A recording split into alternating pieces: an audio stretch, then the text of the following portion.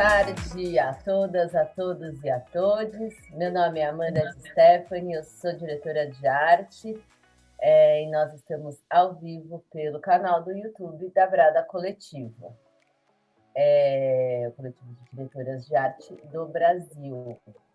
Hoje eu estou aqui, eu e a Dani Medeiros, e nós vamos mediar juntas esse bate-papo. Tudo bem, Dani?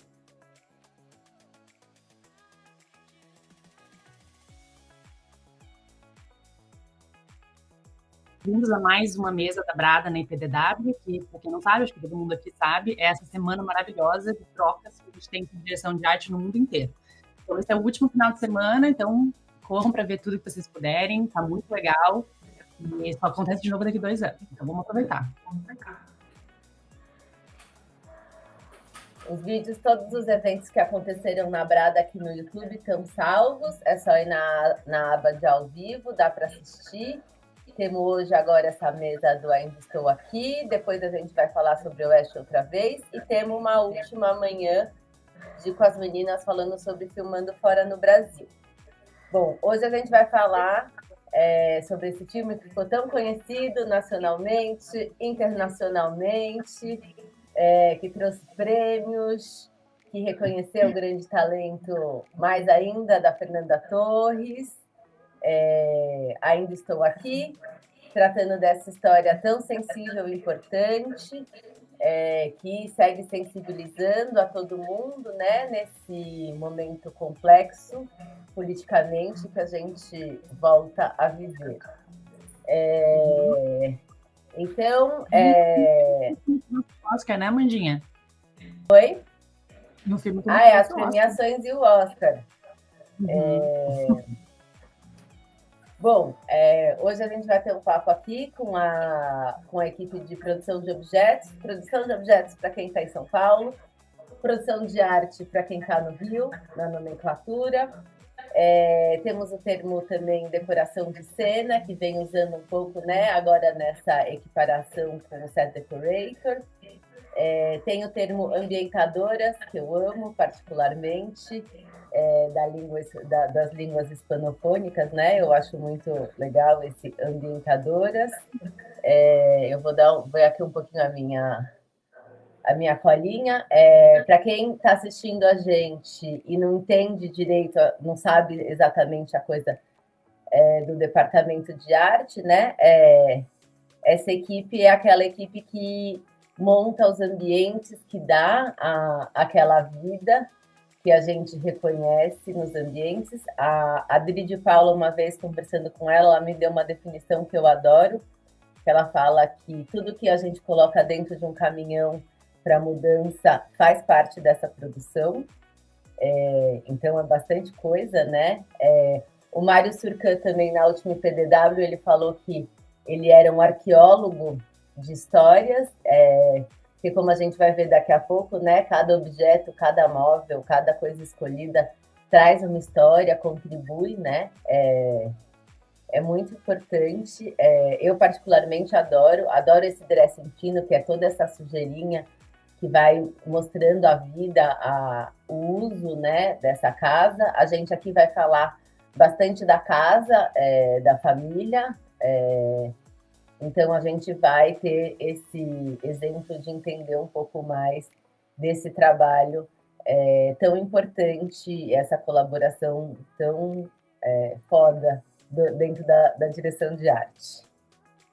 Verdade, precisa de muita coisa mesmo para fazer o que a gente faz, né, de direção de arte, e eu sempre comento assim, que se faltar alguma coisa, ou se... Acho melhor dizer, quanto mais bem feito, menos as pessoas notam quão perfeito é, né, vamos dizer assim, porque parece natural, então você faz aquele espaço ser real, de verdade, as pessoas estão dentro daquela história, daquela família, tudo parece realidade mesmo. E a equipe de decoração tem um papel essencial nisso, porque elas têm, né, a responsabilidade e o prazer, né, de apresentar o personagem mesmo, a cultura, o espaço físico dentro do set mesmo, e a representação daquela pessoa visualmente no espaço que ela habita.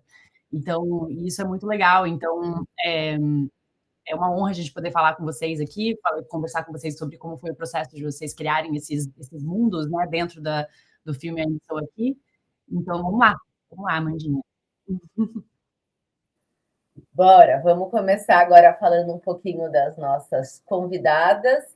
É, a gente está aqui com a Tatiana Stepanenko, a Paloma Bucher, a Michele Carneiro e a Renata Malachini. Eu vou pedir para vocês se apresentarem um pouquinho antes da gente começar mais a conversa, para todo mundo que está assistindo a gente saber um pouquinho mais de vocês. Vamos começar pela ordem que eu falei. Tati, quer começar? Oiê, bom, boa tarde, prazer em ver vocês, minha equipe querida. Nossa, essa equipe foi maravilhosa. E, bom, eu faço produção há muitos anos, comecei com publicidade, que foi o que me ensinou muito, né? Inclusive ser rápida, né? Conhecer o comércio em São Paulo, enfim. E esse filme, ele tem muito da minha vida pessoal também, né? Eu vivi essa época, então para mim eu estava muito à vontade nessa história, porque eu vivi aqueles medos que as meninas tinham da polícia, né? Eu quando ia para o Rio, eu ia para o Chaica, conhecia a livraria Argumento. Então, né, fui em várias passeatas, tinha medo da polícia também, a gente morria de medo da polícia, as pessoas não podiam ficar juntos, os jovens não podiam ficar muito juntos, a gente morria de medo. Tinha muitas perseguições da própria universidade, né? Foi bem difícil, foi uma época muito difícil para nós jovens também, né? Eu tive amigas da faculdade que foram presas, uma amiga que foi torturada. Então, quando veio essa história para mim, eu falei, gente, estou aqui, né? Ainda estou aqui. Eu vivi muito isso, então para mim não foi difícil, né? Com a ajuda das meninas, né, eu conheci mais as lojas do Rio, embora eu já tinha conhecido algumas, já conhecia porque fiz produções aí também, e aí foi fácil, não foi uma coisa difícil para mim. E as meninas são muito parceiras, né? Cada uma com suas coisas, dividimos bem as tarefas, né? E o coach, o diretor de arte, também foi muito bacana com a gente, sabe? Foi um cara companheiro. E aí, então, é isso. Sim, estou me apresentando. Maravilha, a gente vai continuar essa conversa que a gente quer saber mais coisas. Esquecemos nessa coisa na introdução, né? A gente tinha o diretor de arte franco-argentino, Carlos Conte, que assina a direção de arte do filme, né? É sempre importante citá-lo, o maestro. Paloma, passo a palavra para você. Oi, tudo bem? Boa tarde. É uma honra esse convite da Brada, é uma honra estar na IPVW, mais um ano. Acho que é tão legal a gente poder abrir essa janela para outras camadas do departamento de direção de arte, que é tão gigante, tão imenso, e cada camada está ali costurando, cizindo esse manto visual todo com tanta tessitura, tanta gente trabalhando. Então, eu acho que é uma mesa muito icônica quando junta toda essa equipe de dressing. Seria maravilhoso se a gente tivesse conseguido também de props, mas aí seriam 83 pessoas numa tela. Mas é só porque a gente tem muita gente construindo esse universo sensível e tão importante que foi dessa família. Eu me chamo Paloma Bucher, sou formada em História, deformada, o que me ajudou muito. Acho que a ter um olhar de atribuição de tantas camadas de vivências sociais, históricas, políticas. Acho que é uma formação que me acompanha de uma maneira muito pungente. E estou há 18 anos brincando disso. Comecei na Globo, fiquei quase 10 anos. O BOP, a pior e a melhor escola. Então, e estou mais ou menos há uns 10 anos no cinema, nas séries e tudo mais que esse mundo aqui fora de uma emissora traz. É isso. E sou do Rio de Janeiro. Sucesso, seja bem-vinda. Obrigada. Michele, vem você. Oi, boa tarde. Eu sou Michele Carneiro, sou de Goiânia. Me formei em design na universidade em Goiânia. Morei em São Paulo, depois vim para o Rio de Janeiro. Trabalhei em escritório de arquitetura, trabalhei com cenografia comercial, cenografia de stand, programa de televisão de reforma.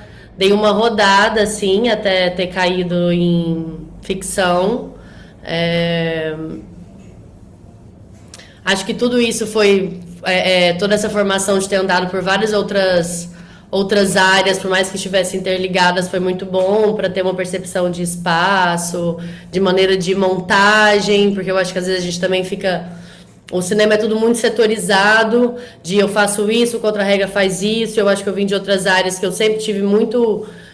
sempre peguei muito mão na massa de fazer coisas construtivas. Eu acho que também esse conhecimento me trouxe uma maneira de saber como fazer e criar novas maneiras e tal de fazer. E é isso. E tô aqui...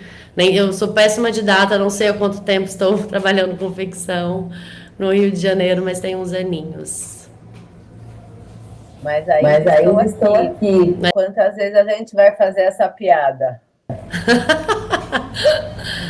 Renata, vem. Oi, gente. Me chamo Renata, eu sou do interior do Rio. Eu me formei em cinema e audiovisual aqui no Rio. Dei uma rodada em muitas funções antes de acabar caindo em arte. Então, fiquei um tempo trabalhando com publicidade, um tempo fazendo roteiro ou montagem. E acho que caí em arte definitivamente em 2019, não larguei mais. Acho que, querendo ou não, ser formada em cinema faz com que eu tenha uma noção boa dos outros departamentos e consiga ter uma conversa boa. E eu acho que é isso.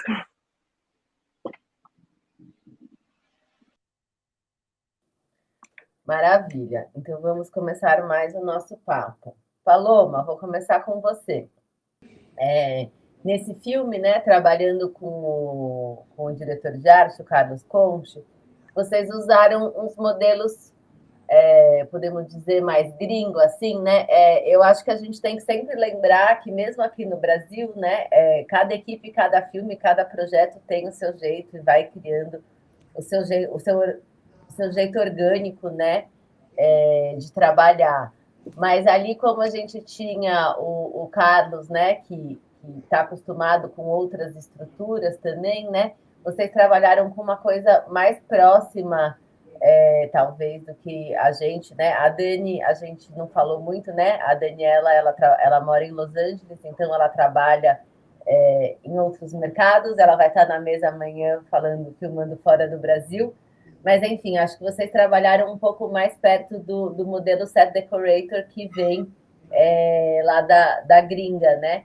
Então, eu queria entender com você, queria que você contasse um pouco para a gente, um pouco dessas diferenças, né? A gente conversou um pouco, então tem um pouco mais de uma autonomia dessa colaboração.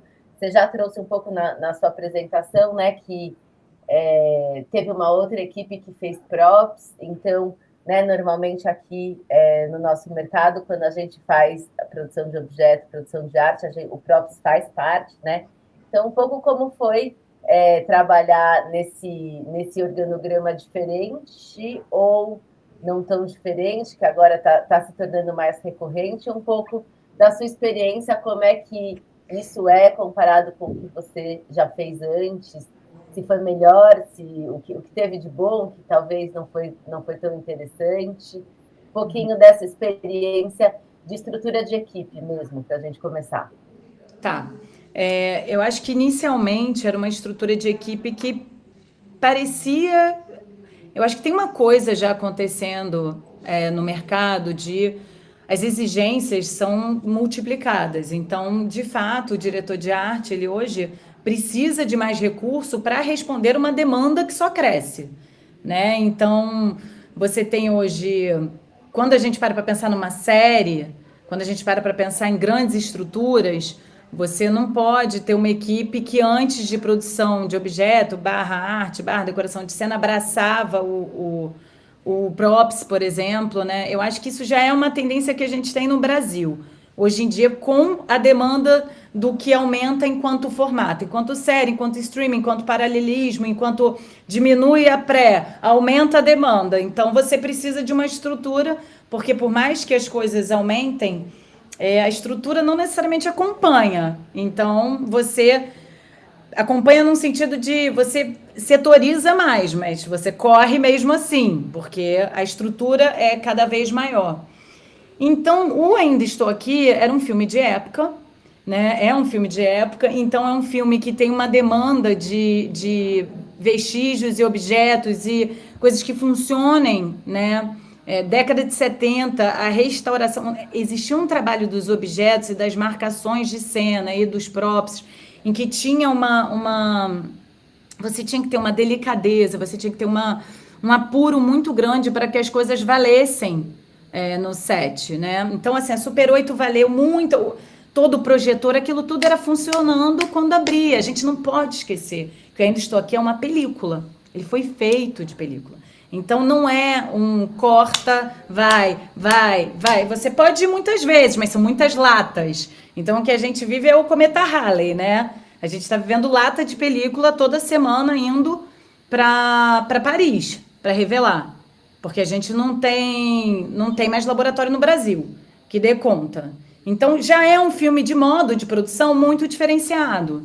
Então, para você ter uma ideia, a equipe de props era do mesmo tamanho da nossa, de dressing. Ou seja, a gente tinha Laura Schauder, Silvinha Rume, a gente tinha Júlia Decache, entrou Ju Ribeiro para ajudar, antes a gente teve Biba Porte. Então, você teve uma equipe grande de props aqui, ó, o tempo todo parecida com a de dressing, para dar conta de todos aqueles objetos que numa década de 70 vão fazer funcionar na hora, valendo, e restaurado, e com tudo isso que eu tô falando. Então, isso, é claro que o Ainda Estou Aqui, ele já demandava mais. E o fato de você ter uma equipe estrangeira, o Carlos Conte, né, o franco-argentino, que foi um diretor de arte que teve um diálogo com a gente enorme, maravilhoso, adoro o Carlos, também mesmo.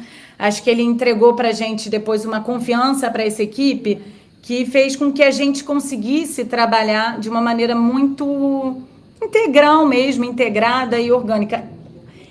Tem uma diferença que para mim era muito grande. Eu e a Tati começamos como as produtoras de arte, né? E a Tati entregou essa casa magistral e depois a gente continuou na década de 70. Então, esse diálogo com o Carlos era muito...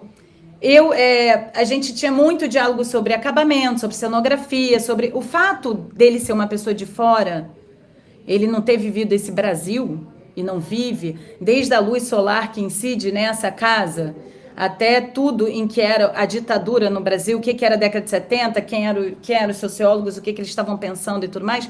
Você entende-se que uma pessoa estrangeira está desterrada dessa história. Então, a gente também costurava com ele. Então, a gente tinha uma autonomia de pesquisa, de referência com ele, ia costurando isso, e a gente trazia muito isso para ele. Então, eu não sei se é de fora, mas eu tive um diálogo com o Carlos Conte que realmente eu não tive com mais nenhum diretor de arte, que é um diálogo que eu incidia sobre acabamento, sobre cenografia, sobre nós, né, a equipe em si, sobre tantos lugares que eu não costumo atuar tanto. E aí, contanto que o Carlos sempre falava, você é o set decorator, você é set decorator assim como a Tati, você é set decorator desse filme, para ele essa era a linguagem, porque esse intercâmbio que ele tinha comigo era esse. E eu achei ótimo, achei maravilhoso, mas assim, eu continuava sendo set dresser. Assim, eu não tinha eu não era, porque se entende-se como ela, talvez assim, as meninas vão explicar muito melhor amanhã, que eu acho que vai ser imperdível, mas lá fora, você tem o Set Decorator tem uma outra estrutura também, uma outra infra que aqui eu também não tinha. Então, por mais que eu fosse essa correspondente grande, assim, com o Carlos, eu tinha, assim, Renata e Michele. E aí a Lívia Cortes entrou, a Bela entrou em alguns momentos também para estar com a gente atuando, mas, assim, essencialmente era essa equipe. Então, por mais que eu tivesse esse diálogo de muito acompanhamento das criações do Carlos, a gente tinha que executar. Então, faltou um bocadinho dessa estrutura do que eu era para poder isso ser mais leve, de alguma maneira. Mas não ficava em 7, né, por exemplo. E eu acho bacana porque tinha uma escuta ativa do Carlos sobre a gente muito grande. Então, por exemplo, a diferença aqui para mim é se a gente falasse assim, não dá para entregar. O plano de filmagem Dentro Estou Aqui é um projeto que durou 1 ano, mas ele mudava muito o plano. Era como se fosse, sei lá, publicidade. Então, a gente falava, o Carlos falava, estão querendo puxar isso, isso e isso. A gente consegue? Eu falava, não tinha menor debate, não consegue. Assim, e eu não tenho isso aqui. Aqui eu vou falar, vou falar, oi, tudo bem, querida, paciência. Não tem, a gente ainda falta essa infra de escuta de quem vai montar esse cenário e de quem vai desmontar esse cenário. Essa escuta não é ativa pra gente. Então, assim, só a gente sabe o quanto a gente trabalha 16 horas no final, numa demanda em que a gente tem que montar e desmontar cenários tão sensíveis, trazer um universo inteiro de famílias em 3 dias, em 2 dias, pessoas que moraram 40 anos no lugar, com toda a responsabilidade que isso demanda, fazendo com que a gente seja absolutamente atropelado, né? E a gente está vivendo isso cada vez mais. Por isso que eu falo, as demandas são cada vez maiores de estrutura, mas elas não estão sendo entregues como merecemos para a gente fazer essa história valer para o nosso espectador. É o que eu acho. Então, assim, mas a gente tinha essa escuta respeitosa do que, de fato, a gente merecia entregar. Não só essa família merecia, essa história merecia, mas a gente merecia. Então, a gente teve essa entrega com muita grandiosidade, muito respeito ao que a gente estava tentando contar ali. Então, realmente, para mim, é uma experiência muito, muito, muito melhor do que muitas coisas que eu já vivi aqui, nesse sentido. Não sei se eu respondi essa pergunta, né, no final.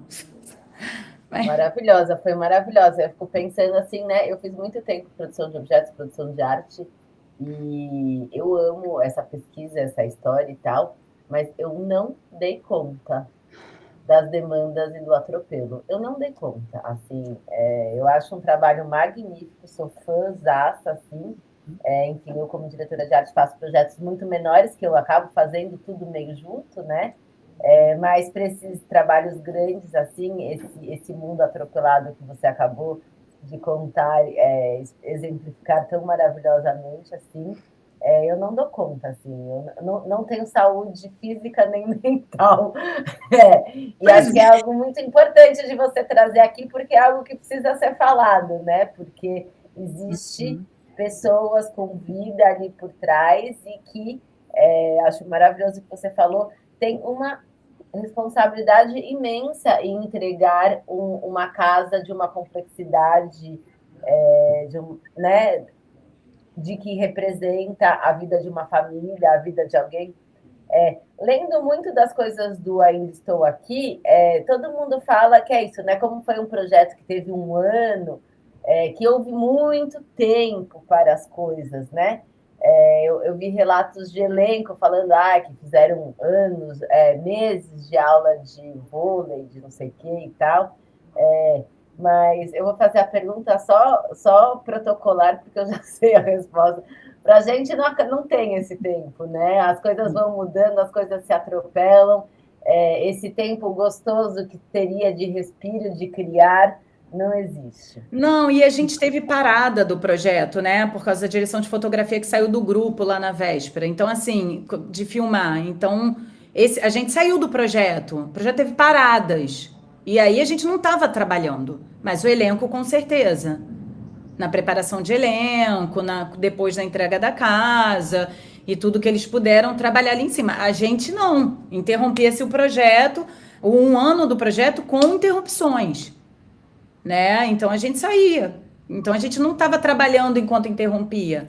E conforme você mudava, você puxava o cenário, por exemplo, de engenharia, que era lá na frente, você puxa um cenário desse, quase um mês, né, um escritório de engenharia da década de 70, correria era total, amiga, total. Total. Eita, Lelê! Bom, eu reassisti o filme agora há pouco e me chamou muita atenção, né? Focando olhando, né, esse olhar para o que a gente ia conversar mais da casa e tal, e da universo da década de 70. E ali a casa me chama muita atenção, as obras de arte, que depois eu fui conversar, né? Conversando com a Paloma, conversando com a Tati, cheguei na Carla Café também, que é integrante aqui da Brada com a gente e participou do filme, e fui saber que ela e a Tati fizeram um tempão de pesquisas, tiveram acesso ao próprio inventário, né, da Eunice, para saber um pouco essa relação das obras de arte, do que eles tinham, depois conversando com a Tati previamente para a gente entender um pouco, né, dessa conversa, eu soube que a Tati escolheu todos os títulos dos livros daquela biblioteca e que todos eles são condizentes ao tema. A Tati já contou um pouco para a gente na apresentação, né, que tem um pouco, para além da pesquisa, tem essa memória da vida dela, de ser jovem naquela época, de ter vivido. Tati, queria que você contasse um pouco mais dessa montagem dessa biblioteca, que eu acho muito maravilhoso, que eu acho que as pessoas, espectadores, não imaginam, né, que dá para se fazer aqueles livros todos condizentes, porque o elenco, né, a gente gosta muito na Brada de também conversar com os atores, porque os atores, quando entram no cenário, eles têm que ser tocados, eles têm que... Imagino a comoção da Fernanda Torres de olhar ali, e aonde ela olhar dentro daquela biblioteca, os títulos daqueles livros reagirem com ela e tudo que ela estava se preparando, vivendo ali. Então, Tati, queria um pouco...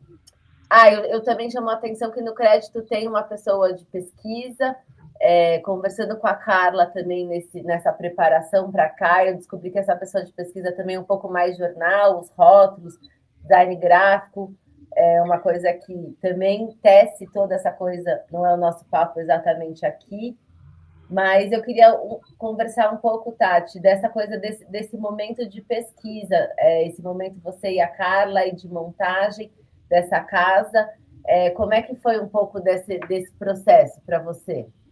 Falei muita coisa, né? A biblioteca, por exemplo, eu não falei que eu fiz a ECA, né? Eu entrei em 68 e eu fiz biblioteconomia e documentação, mas os 2 primeiros anos a gente tinha matérias em comum. Então a gente tinha filosofia, sociologia, português, história. E aí, quando eu fui escolher os livros, eu fui num brechó lá no Rio de Janeiro, muito bom, e eu lembrei dos títulos da época, dos títulos que a gente tinha que ler, dos livros que estavam ali, né, todo mundo lendo, e também fiz uma escolha de uma prateleira só de livros de teatro. Mas tinha literatura brasileira, inglesa, tinha livros em francês, porque a Fernanda falava francês, né? Ela tem um telefonema que ela fala em francês com uma pessoa. E, então, literaturas que na época, autores que na época estavam assim, na moda, né? E antropologia, sociologia, Fernando Henrique, bom, agora não me lembro o nome de todo mundo. Essa anotação eu não fiz. Marguerite Duras, enfim, eu esqueci de fazer essa. anotações, mas, enfim. Não precisa citar tudo, maravilhoso. Eu queria que você falasse um pouco aquilo que você conversou comigo, de que as casas naquela época não necessariamente tinham tantas coisas, né? Mas esse processo que a gente na ficção, né, dá podemos abrir aspas assim, né, uma romantização a mais para a gente conseguir passar a mensagem, né? A gente entra um pouco mais com coisas, com objetos, né, com esse endereçar. Mas essa casa, na realidade, não tinha tanto objeto, era uma casa grande, né? E tinha lá, assim, o básico, tinha cinzeiros, porque todo mundo fumava naquela época, né? O bar, o escritório bem montado, com os livros de engenharia, os desenhos, e sempre bebidas, né? Sempre tinha um carrinho de bebidas, muitos cinzeiros, o pebolim do garoto, os discos, som, mas nada assim, não era muito. A cozinha também tinha de tudo, mas nada assim entulhado, né? A China não tinha chegado ainda, as pessoas não eram tão consumistas, não tinha tanta coisa, né? Era uma casa elegante, né? Com básico, tudo que está lá dentro é bom, não tem nada ruim. E o quarto das crianças também, das meninas, não tem muita coisa, né, Mi? Lembra que a gente sentou lá e eu falei, Mi, não precisa de tanta coisa na prateleira, né? Aí a gente tirou alguma coisa, tal. Pôster sempre tinha, e o quarto das crianças também com básico de brinquedo, também ninguém se enchia de brinquedos, brinquedos chineses, não estavam aí ainda. Então, foi uma casa elegante, né, com o básico. Não eram pessoas consumistas, eram pessoas cultas, né? A cozinha E tinha coisa que a Eunice gostava muito de receber também, né? Aí já era props, né? Props é que fez, mas todas as gavetas, todas as gavetas, podiam abrir as gavetas que sempre tinha alguma coisa. Sempre tem, né? Em todos os longas que eu fiz, as gavetas têm coisas. Porque a gente não sabe o que o ator vai fazer, né? Quando a Nanda desmontou a biblioteca, ela queria comprar tudo. E essa coisa de fazer uma prateleira de teatro, porque também a gente lia peças de teatro, a gente ia muito ao teatro, né? Até hoje eu vou. Então é para o ator ficar à vontade, né? Ali é o teatro, ele fica à vontade, pega um livro, mexe, podia mexer em tudo, né? Eles estarem à vontade com tudo. Os lençóis, né? Tudo. Os tecidos, né? A Renata andou quilômetros para pesquisar tecidos. Né? Então é isso. Mas o fato de eu ter vivido essa época, para mim, não foi um filme complicado de fazer. E o Rio de Janeiro tem muita coisa, aqui em São Paulo também, né? Dessa época. Então, não foi complicado, foi, né, como todo filme é cansativo. As meninas pegaram uma roubada maior, porque eu só fiz as casas, né? Eu só fiz o Rio de Janeiro e São Paulo. Elas já pegaram um momento mais difícil. Mas é muito especial. As obras de arte que vocês olharam, você com a Carla tiveram acesso, né, ao inventário da Eunice. Você lembra, que eu conversei um pouco com a Carla? Então, a Renina Kass era muito amiga de Eunice. Eunice tinha 3 grandes amigas, uma delas era a Renina. Então, tem quadros dela lá, né?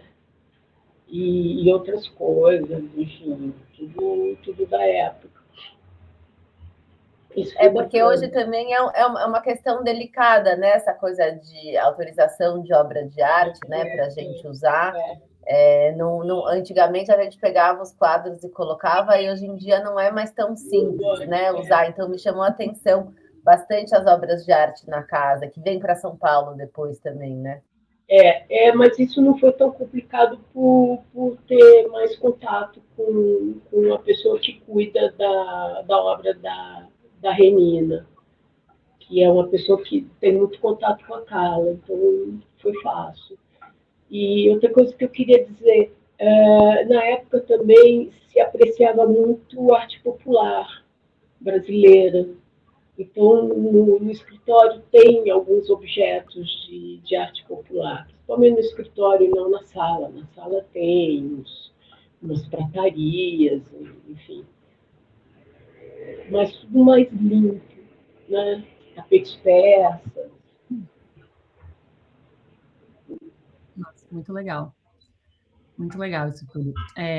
Que especial que a gente que ter essa oportunidade, né, de fazer essas pesquisas e imaginar como eram esses espaços e criar esses espaços para os atores conseguirem ser essas pessoas, né, conseguirem realmente viver aquilo e sentir a vontade. Isso, quando o ator entra no espaço e ele sente isso, é uma gratificação enorme para a gente, né? Saber que a gente conseguiu, né? Check, conseguimos criar esse espaço e eles estão sentindo realmente aquele personagem que eles precisam viver por muitos meses. Então, eu queria perguntar para vocês, e quem se sentir à vontade para responder, Paloma, quem quiser, como é que foi o processo de criação no geral, assim, para vocês? Imagino não, né? A gente acabou de falar que envolveu bastante pesquisa, é um filme de época e tudo mais, e como que foi organizados os conceitos para esses espaços, assim? Como que era, o que era importante, quais eram as prioridades, de paleta de cor também. Vocês fizeram muitas pesquisas sobre a época e tal, mas como é que foi essa pesquisa de personagens, dos integrantes da família? Como é que vocês montaram esses espaços? Como é que foram essas conversas com o Carlos, né? Imagino que essas conversas foram muito fortes com ele também, o que ele queria passar nesses ambientes. E eu sei que vocês têm uma apresentação para mostrar para a gente, então, se quiserem falar sobre isso durante a apresentação também, o que vocês acharem melhor. Mas contem um pouquinho para a gente desse processo de criação básico de conceitos e cores, e seria muito legal ouvir. Quem quer falar?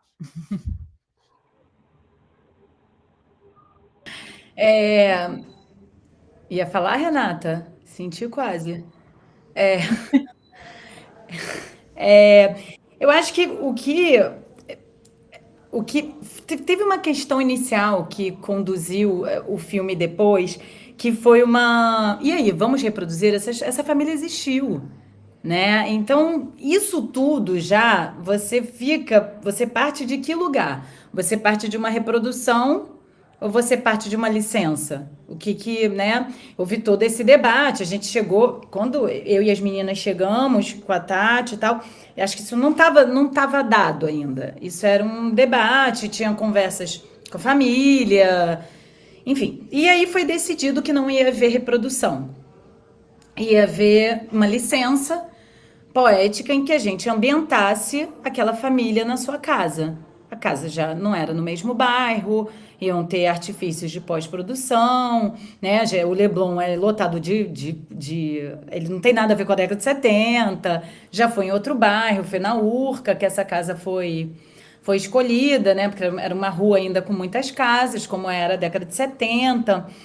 Então, foi um processo de criação livre das amarras da reprodução, mas também com muito respeito em tudo que eles viveram. Então, a gente tinha muitas fotos da família, muitas fotos do período, muitas conversas, os arquivos da pesquisadora. Então, a gente se debruçava em cima desses arquivos, essas fontes, com essa busca dessa ambientação, com a busca dessa sensação, com a busca desse universo, né? E da própria década de 70, né? Então, se a gente queria saber o que essa família da década de 70 consumia, a gente se debruçou em muitas revistas para ver publicidade, para ver como era a geladeira, como é que a geladeira dentro. A gente entrou tinha a conta de luz, por exemplo. A Michelle foi incansável em achar. Ela falou, cara, assim, queria muito ter uma conta naquela casa para design, né? Assim, essa conta que ela encontrou e que buscou e que foi, são essas pequenas fissuras que entregam tudo para uma casa, né? Porque quando o Marcelo Rubens Paiva entra na casa, tem uma reportagem sobre quando ele entra na casa. Então, por exemplo, tinha uma Tiffany na casa da Eunice, uma foto famosa da Eunice com a Tiffany, com a tipo de luminária. Então, tem uma luminária Tiffany, não do lado de um sofá, não no contexto espacial que estava, mas tem ali. Tem ali, assim como Renina, assim como Oiticica, uma leitura, essas obras de arte que iam conduzindo toda essa. Como é que era a figuração enquanto obra de arte, né? Figurativo ou não figurativo, como era a abstração daquela família, qual era o gosto, porque o gosto da arte também tinha a ver com gosto político, assim como o mobiliário, assim como as meninas também. Michelle e Renato vão falar do nosso processo criativo conforme a gente vai passando aí a apresentação, isso vai ficar claro. As cores, eu vou te falar uma coisa, as cores iam nascendo. É aquele projeto em que elas não eram dadas anteriormente, elas nasciam. Então, o que é muito bonito também, porque elas vão nascer, elas vão te contar, acalme o coração, né? Porque a vida não é sempre com preconceitos dados, né? Ainda mais quando você está fazendo algo que já existiu uma década, que tem um design marcado, tem cores ali. Então a coisa foi se dando, né? As cores entraram mais pensando Eunice 2000. Então isso foi o nosso pré-requisito era uma ambiência dessa década de 70 que essa família estava inserida. Quando o Marcelo Rubens Paiva entra na casa, a casa era muito diferente, né, da original, se a gente for para pensar. E não era. E aí, quando ele olha a conta de luz, ele fala disso. Ele olha a conta de luz que fazia todo sentido, a busca da Michelle, estava lá, que a designer sempre restaura e tudo mais, e com o nome do Rubens, ele fala, tem uma conta com o nome do meu pai, né? E isso marcou ele a ponto dele falar numa entrevista, e ele falou, assim que eu entrei na casa, eu senti o cheiro da casa, da minha casa. Eu senti o cheiro da minha casa. E aí é o gol de placa. Você conseguiu, né? Então, é isso. Acho que responde um pouco, né? Nossa, muito legal. Muito legal. Eu até arrepio. Você falando. É bonito Muito mesmo. legal. Muito especial. Agora vai a apresentação que se montou do processo criativo. É bom que as meninas têm muito o que dizer dos processos e tudo mais. Vamos compartilhar. Vou seguir passando aqui.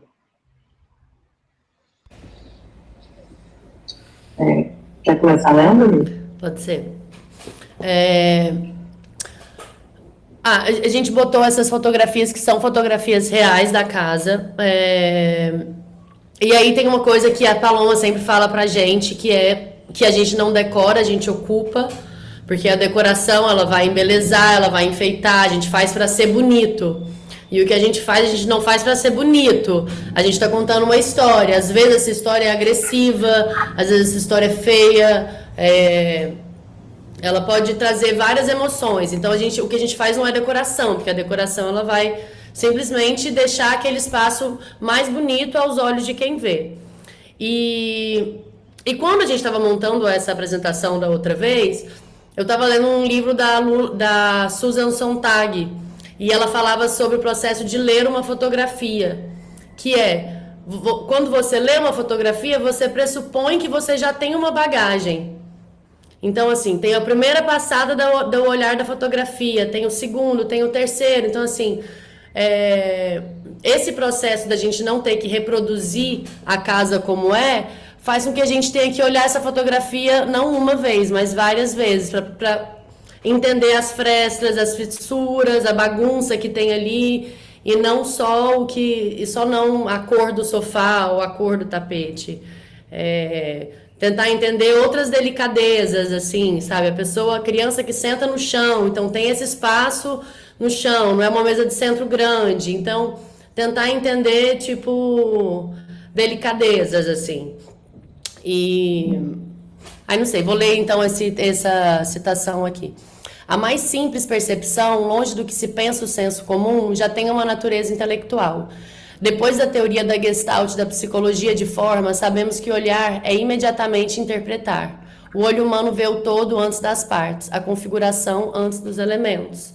Enfim, achei que tem tudo a ver com o nosso processo de criação do que a gente fez para chegar à pesquisa e às escolhas do que a gente fez. Acho que a gente representa muito essas camadas de vida, né? O quanto a gente vai acumulando e o que vai conseguindo de fato representar com as pessoas. Michele, eu acho que eu tô só a duplicada. hora que a Renata fala, a hora que vocês forem falando, uma muta e a outra, porque senão a gente tem eco. Tá bem. Deixa eu abrir aqui. Seguindo aqui, a gente tem algumas fotos dessa galeria, desse acervo da Eunice, e algumas fotos do cenário.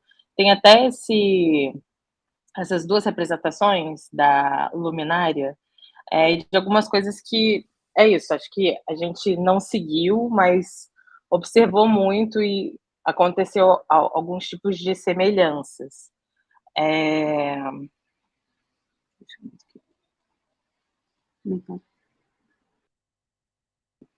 Acho que alguma coisa está travando.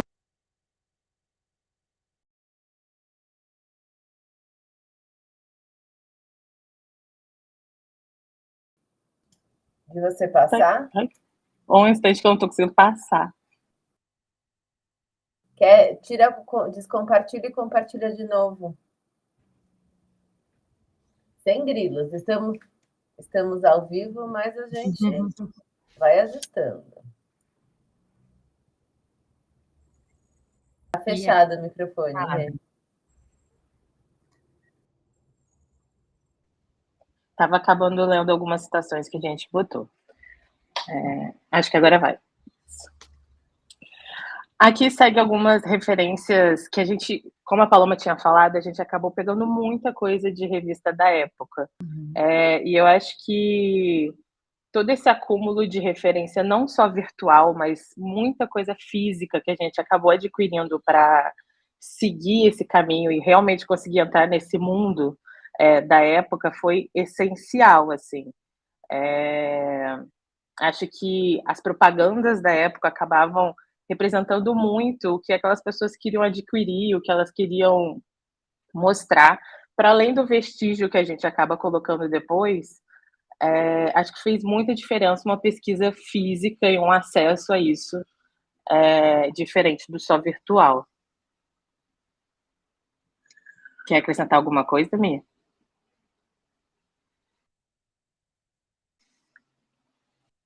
Eu não consigo ver vocês, então qualquer coisa fala.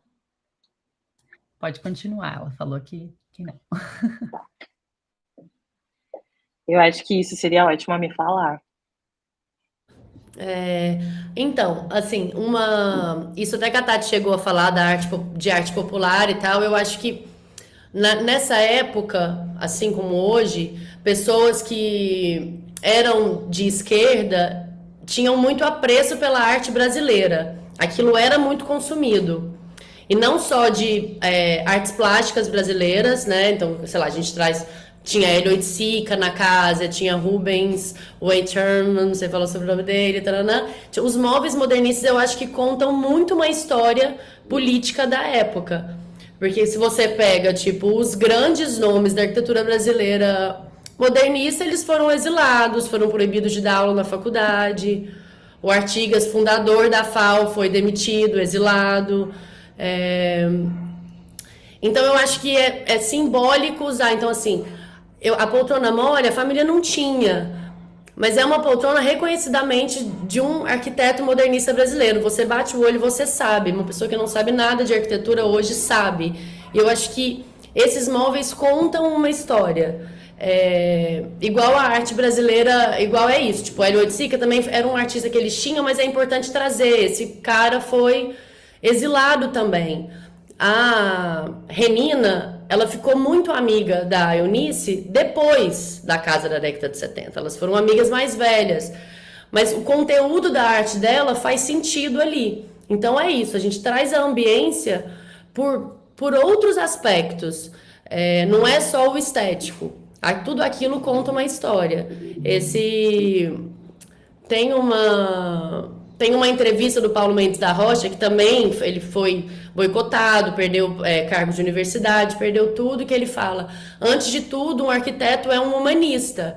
Os arquitetos daquela época eram criados para transformar o mundo, para mudar o mundo, era o que eles queriam, e eles foram impedidos de trabalhar para o governo, eles queriam fazer obras públicas, casas populares, e então é isso, assim, eu acho que a gente trouxe vários móveis que é isso, hoje tá no hype, mas na época eram apreciados também por essa forma. Oscar Niemeyer era do Partido Comunista Brasileiro, foi exilado, fez a sede do Partido Comunista na França. Acho que tudo isso é muito simbólico, como para ocupar esse espaço dessa casa, dessa família, que isso era inerente a eles, assim.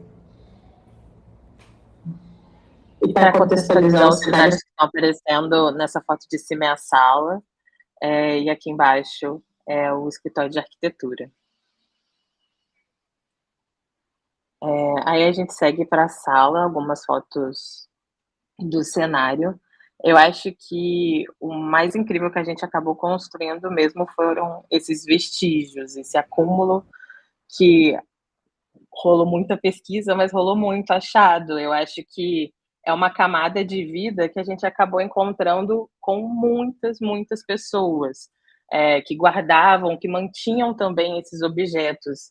Então, eu acho que, para além de correlacionar tudo ao mundo dos personagens que a gente está abrangendo ali, eu acho que traz muito do outro também, de como a gente consegue aquilo, dessa busca incansável de acabar trazendo essência.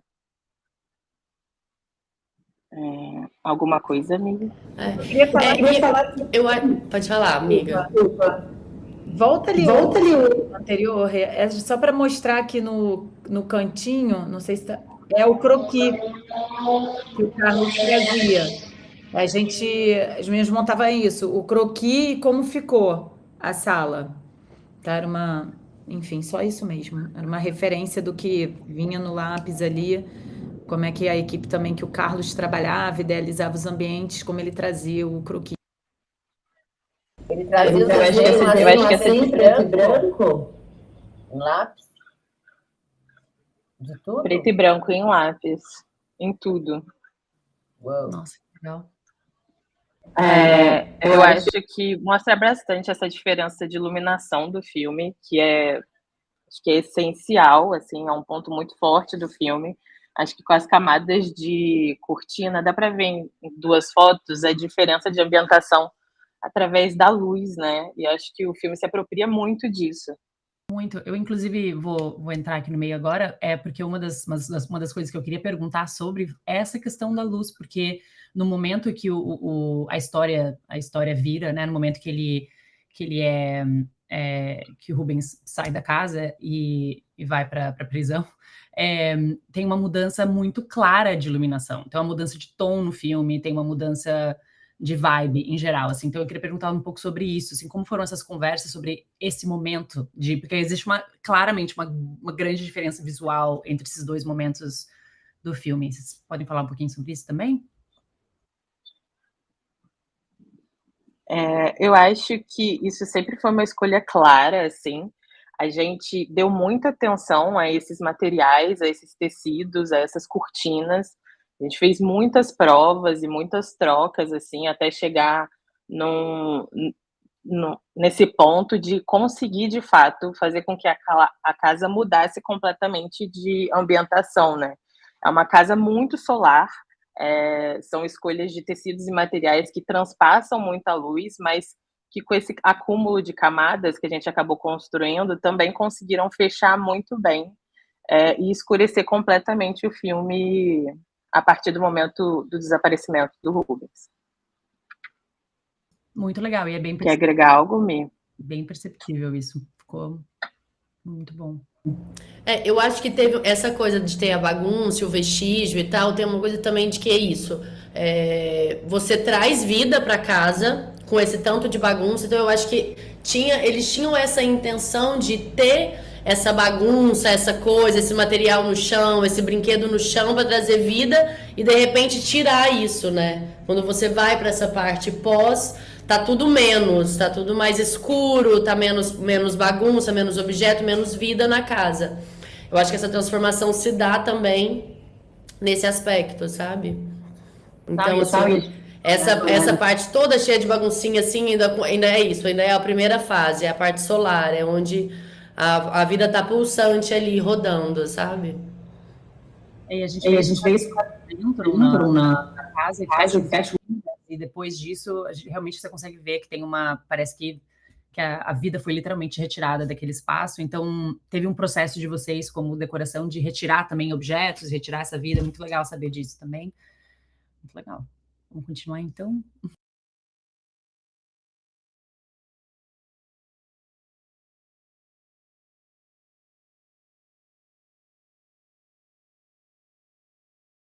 Rê, você tá sem som.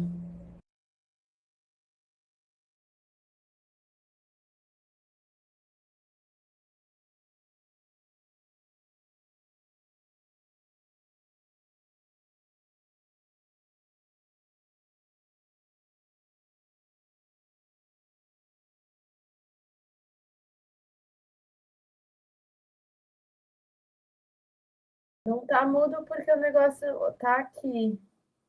Alguma coisa. Você ouve a gente, Rê? Fechou o microfone, abriu. Fechou, abriu. Rola um refresh, Leandro.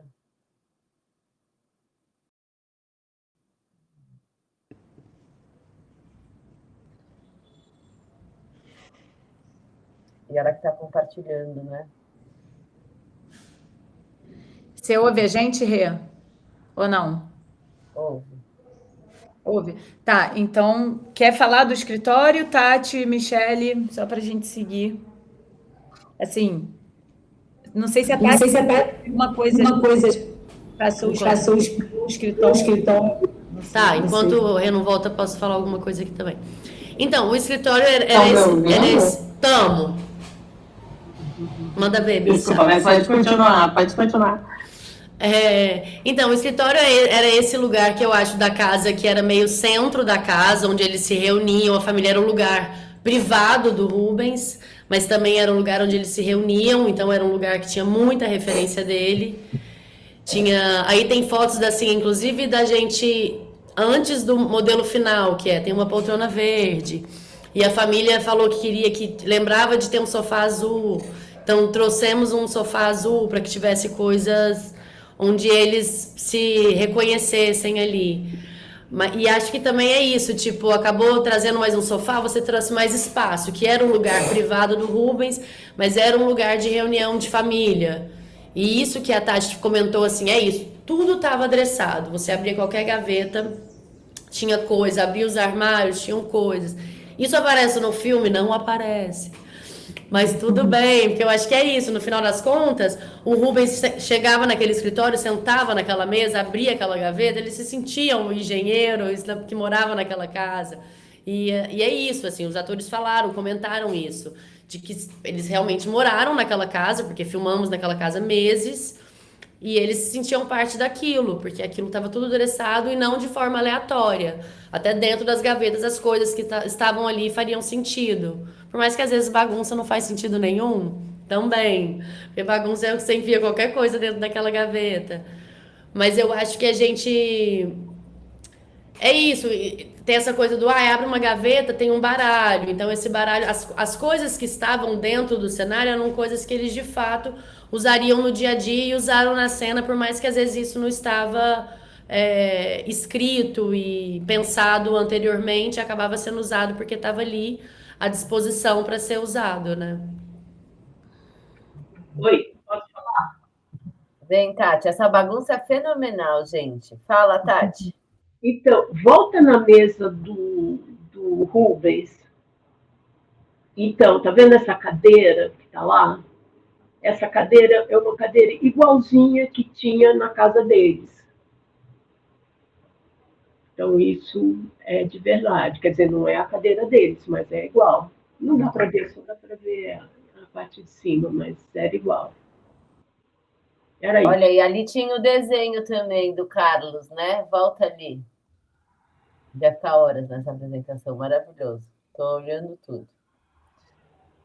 E é muito legal também, porque tem cenas muito importantes nesse escritório e saber desse simbolismo que vocês comentaram dos livros e da arte, da arquitetura, dos móveis e tudo mais, que esses momentos eles estavam em volta deles, né? Em volta desses momentos tinha tanto simbolismo, né? De simbolismo dos layers de história e de pesquisa, e de tudo isso que esses personagens, que era a vida deles, né? Eles eram muito cultos, né? E também é o que vocês queriam passar, né? De vocês estavam não só contando a história dessa família, vocês estavam contando a história de uma época, a história de vários outros artistas, ao mesmo tempo com o simbolismo e das escolhas da direção de arte e da decoração de cada objeto, cada escolha de objeto de um artista brasileiro e de alguém que também teve uma história na ditadura, também foi perseguido.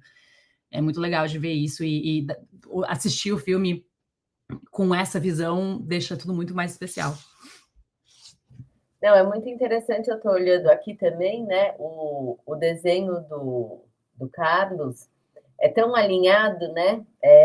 Tem uma coisa mais elevada, e quando a gente vê o escritório em si, ele tem uma fluidez dos livros que vão, né? Ganha uma vida aqui, né? Essa podemos chamar de bagunça, mas não é bagunça, né? É uma obra de arte, essa fluidez dos livros, porque você vê que alguém pegou um livro ali, leu, deixou ali, e pegou, e o livro foi para o lado. Então, essa vida, me chamou muita atenção isso, o desenho dele. Claro, ele tá só mais representando, né? Mas daí, na hora que a gente vai trazer vida mesmo, tem um swing brasileiro nesse escritório. Muito bonito mesmo. Tem um movimento, né? Parece que esse é o layer a mais que aparece no set em si, é o movimento da vida, que dá para ver claramente. Que é o uso, né? Que é o dia a dia.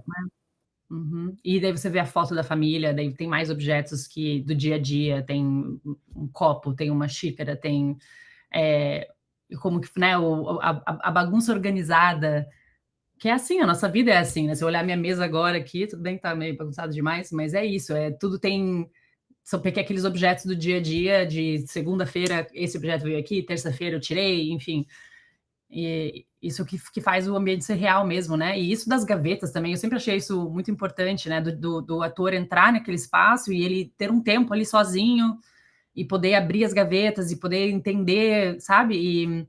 E se conectar mesmo, né? Dá vontade, vontade de entrar no set abrindo gaveta. Eu não sei se isso tem muito aí fora. Tem, Dani?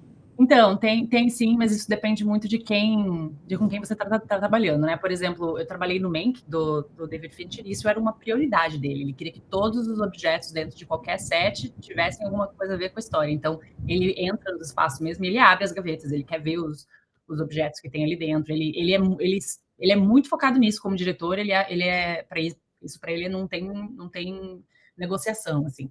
Mas tem pessoas que são mais ligadas ou menos a isso, né? Não, é só porque tem uma coisa que teve uma reportagem sobre a direção de arte no segundo caderno enfim, do Globo, que fizeram lá perto da exibição, sei lá quando foi, na verdade. E o Carlos Conte falava: caramba, essa equipe de dressing era um sonho do diretor de arte, porque o guarda-roupa, os armários da cozinha, tudo que havia possibilidade de abrir, né, tudo que está dentro, estava produzido. E aí eu achei bonitinho, porque o título da reportagem dessa parte era de Gavetas Cheias. Olha que legal. E aí é isso, né? Tudo muito simbólico. Enfim, gaveta é onde você joga aquilo que você quase não sabe o que fazer, né? Eu tenho essa sensação às vezes. E aí ali você descobre muita coisa do outro também, né? Verdade. Então acho que enfim, só uma observação mesmo, que também é uma fissura toda nossa. Acho que existir dentro da gaveta também, né? E acho que isso também tem muito a ver com aquilo que você falou sobre as estruturas, né, dos departamentos e tal, e quantidade o tempo, orçamento e e como a gente, como as diferentes culturas, né, dentro de fazer cinema são diferentes, né? Eu sinto que a gente tem um pouco mais a gente se pega mesmo, assim, mais os detalhes, talvez. Pois é, porque o Carlos falava isso. Ele abria as coisas e ele ficava chocado, que estava tudo absolutamente produzido. Então, isso era uma coisa que ele ficava sempre, assim, comentando, vocês, fazia assim, vocês. Tipo assim, como se tem tudo, vai ter, né? E ele ficava meio surpreso ao mesmo tempo. Então, eu fiquei com essa sensação de que, quando ele comenta isso no jornal, que isso era uma coisa que aí fora não tivesse tanto, pelo menos. Aí por isso que eu fiquei com isso na minha cabeça.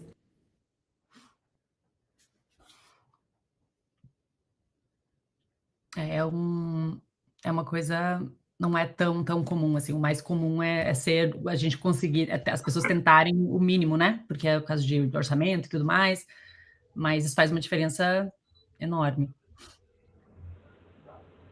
Oi. Eu acho que vale muito ressaltar a viabilidade desse filme, né? Tipo, o tempo que a gente teve mínimo de pesquisa, eu acho que ir atrás do detalhe custa muito. E foi um filme que viabilizou isso. Acho que faz muita diferença o quão corrido é a nossa vida e o quanto a gente consegue, de fato, gastar com as coisas. E a construção é absurda quando se pode fazer. Pois é, porque se você não tem tempo, você tem que fazer o mínimo, né? Você primeiro bota o mínimo no espaço, depois você volta com os detalhes. Então, mas olha só, a diferença que faz uma pré-produção com um pouquinho mais de tempo para a gente conseguir realmente mostrar tudo que a gente quer, né? Sim. E no caso do filme também, é um filme com um orçamento também, a gente tem que ressaltar que para a realidade do cinema brasileiro, do cinema autoral, é um orçamento diferente também, né? Diferenciado. Completamente diferenciado. Eu segui indo para o hall. Acho que aqui a gente já está num mood bem mais escuro do filme, mas acho que vale. Essas são as contas que a Paloma tinha citado, com os nomes do Rubens e que o Marcelo acabou citando. Eu acho que esse trabalho de pesquisa também foi muito incrível, da gente acabar conseguindo ir atrás de materiais reais de época, comprando na internet, comprando em leilão e conseguindo reproduzir com a designer do filme tudo em maneira, sei lá, uma escala muito pequena. A maior parte desse material não apareceu. Só que é uma construção absurda a gente conseguir ter essa riqueza de detalhe. Vamos citar o nome da designer gráfica para a gente acreditá-la? Sim, é a Carla Mendes. Outro comentário que eu ia fazer sobre essa imagem, acho que todos os slides que vocês mostraram até agora teve um exemplo disso, esses pequenos detalhes que vocês comentaram de dressing, né, de os pequenos objetos, assim, que eu percebi em todas as fotos que tem, vamos lá, a gente já falou sobre simbolismo de autores e artistas brasileiros e tal, mas aí você vem com o que vocês comentaram, um cinzeiro, mas daí tem um brinquedinho do lado, aí tem um outro objetinho aleatório, e isso mostra bastante sobre a família, o fato que existe uma criança nessa casa, que tem um brinquedinho. Então, esses detalhes que vocês colocaram também são bem perceptíveis, assim, de vocês estão tentando representar realmente uma família vivendo ali com diferentes idades, porque era uma família grande, tinha criança, tinha adolescente, tinha muita coisa acontecendo. Então, todos os slides que vocês mostraram até agora teve um exemplo claro disso. E foi um outro momento, né? De tipo, vamos achar vários brinquedos, porque temos um menininho aqui e tal. E imagino que teve conversas com o Marcelo sobre isso também, né?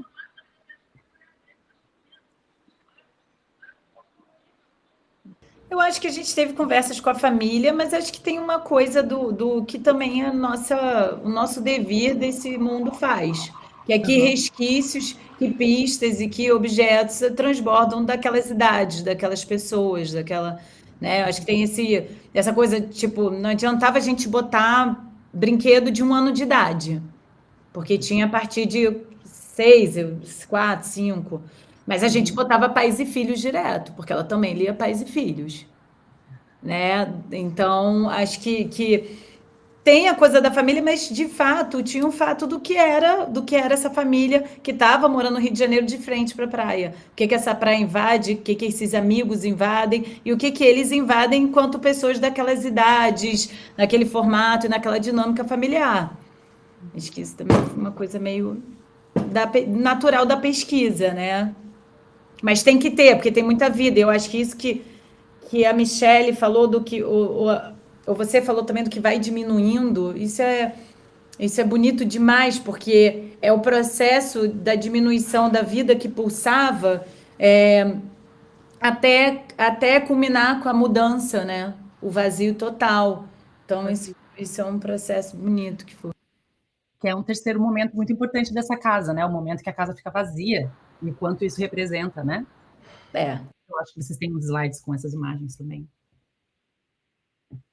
Aqui eu acho que Meu tem um Deus do céu, exemplo. de esvaziar essa casa, né? Depois, montar a casa toda e depois esvaziar, ainda sem ser desprodução, ainda em filmagem. Vamos deixar essa estrelinha aqui, que é um trabalho não simples. Eu acho que aqui a gente tem um exemplo de pesquisa, na verdade, do filme. A gente conseguiu conversar muito com o Marcelo, um amigo do Walter, que auxiliou toda essa pesquisa de discos.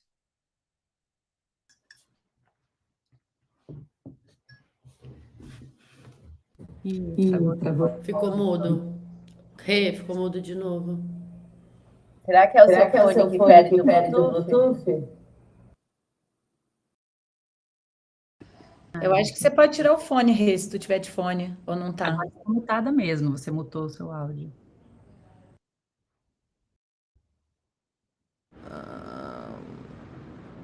Estão me ouvindo agora?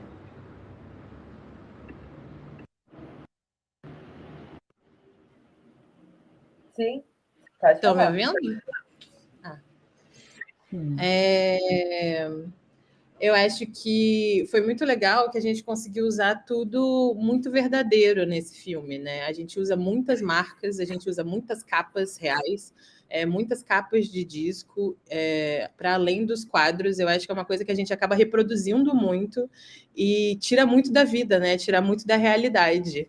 E acho que a nossa reprodução, conseguir se embasar no verdade, fez muita diferença.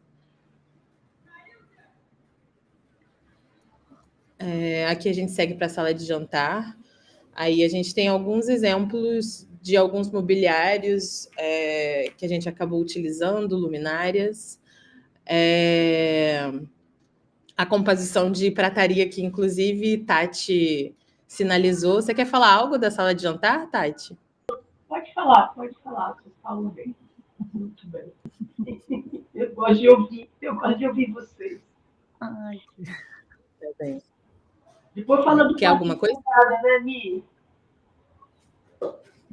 Fala depois do plano de pegada, nem parece. Vai, continua, né? Essa luminária de cerâmica que tem um desenho e tal, que tá no aparador, a gente montou um cenário que não apareceu, né, no filme, que seria o incêndio da casa da Eunice, quando ela já estava bem com Alzheimer avançado e tal.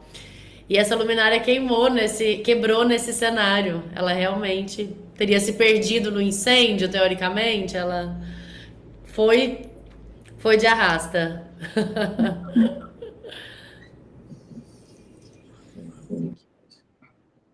Essa luminária quebrou em São Paulo. A gente estava montando o cenário e a gente estava em volta, ela estava no aparador e bateu o vento. E foi o vento que derrubou essa luminária na sala de São Paulo. Mi, você está montada. Tá. Aqui a gente segue para algumas referências de cozinha. Eu acho que a grande maioria de revista, isso também foi divertido novamente, de acabar tendo acesso a cenografia acabou seguindo um mobiliário muito similar ao que a gente via em propagandas. Acho que muita referência de comida, de quantidade de comida, de como eram as organizações, a gente acabou pegando muito de revista. O que a gente conseguia ter de vestígio de vida também dentro das propagandas da época fizeram muita diferença.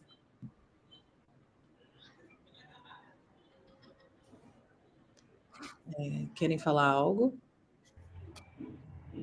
Aqui novamente tem o desenho de como era a cozinha. Acho que a cozinha também tem uma ligação um pouco forte com a Eunice, né? Toda a questão do soufflé e as camadas disso. Tem uma coisa também que é interessante, que quando montou a cozinha, o Carlos pediu para envelhecer esses armários. E, gente, quando envelheceu, eu tava assim, gente, coisa horrorosa. Tá parecendo um cativeiro, assim, achei muito carregado. Mas por fim, não imprimiu carregado, imprimiu vivência, vida, casa. É isso, era uma dona de casa que cozinhava muito, que usava muito essa cozinha, que cozinhava para tantos filhos. Mas é isso, o ao vivo e o como imprime, né? Eu lembro que eu fiquei, quando eu vi aquilo, eu falei, nossa, não vai funcionar. Pensei comigo em silêncio, mas que eu achei que ficou muito bom também. A iluminação e a fotografia transformam tudo. Uma questão, podem ajudar ou podem atrapalhar, né? No caso, a gente sempre, por isso que esse é um grande diálogo e colaboração também. Próxima mesa, gente, 4 da tarde. Tô brincando, tá louca. Deixa eu perguntar uma coisa. Todos esses sets são na casa mesmo? A casa abrigou todos os sets? A gente só tem estúdio de atualidade, não tem estúdio década de 70. Mas às vezes a gente filma em outra locação, a cozinha, sim, não, em foi outro tudo lugar, na tal, casa, não é não dava para tudo na casa. É. E a casa estava toda adereçada e ainda tinha uns espaços de respiro, ou pensando em Estava produção, toda daí adereçada. tinha uma casa do lado que era base, camarim, essas coisas. Era uma outra casa. Tá. A casa inteira estava adereçada para o filme. Só tinha a Que parte treta da também piscina. defender essa casa. Só a parte só da a piscina que não aparece. Que não aparece. O resto da casa estava toda adereçada. A garagem, né, da casa. É isso, o quarto de empregada, os fundos, o jardim, o quintal, tudo. Porque isso também é uma bola para quem não está assistindo a gente, de pensar que é isso. Quando você tem uma casa toda adereçada, a gente tem que defender o cenário também. Porque vai filmar na cozinha, você tem câmera, luz, todas as coisas que invadem todos os outros espaços, todo o cenário, né? E a gente está com todos esses detalhes, toda essa riqueza que elas estão montando do brinquedinho está montada, e de repente você tem que arrastar tudo, abrir espaço, e depois, agora vai sair da cozinha, vem para a sala. E daí volta tudo, invade a cozinha. Às vezes é complexo você adereçar uma casa inteira, todos os cômodos, porque você tem um trânsito de equipe e de filmagem também, né? Uhum. A gente tinha uma demanda de manutenção com essa casa, né? Tanto das comidas quanto dos vestígios, e recolocar as coisas de uma maneira constante. Porque é isso, as pessoas, para além de filmarem na casa, elas viviam ali dentro, o set inteiro acontecia ali e os vestígios daquilo.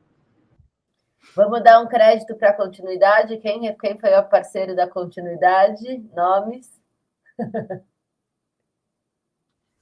Não? Tá, depois a gente acha. Esqueci, amiga, desculpa.